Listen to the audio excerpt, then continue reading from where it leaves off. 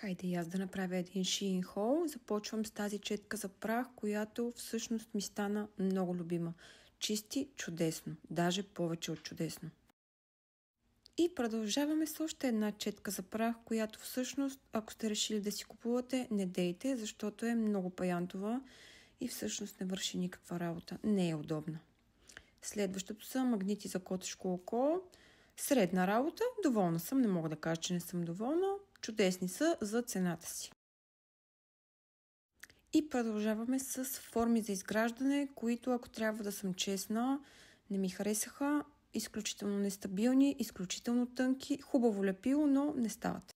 Поръчах си от този еластичния самозалепващ бин, винаги ми трябва, все за нещо ми трябва, всичко поправям с него. Дори и ръкохватката на пилата съм си поправила с него. Това е Second Skin, него съм си го поръчала за татуировки, когато си правя, да си го ползвам, не е за ногти.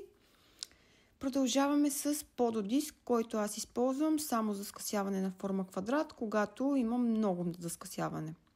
Не го ползвам за педикюр. Това са безвлакнести тампони, които също ми станаха много любими, защото са много икономични и чистят чудесно. Поръчах си нова палитра за смесване на гел лак или за поставяне на камъни и не я ползвам общо взето за всичко.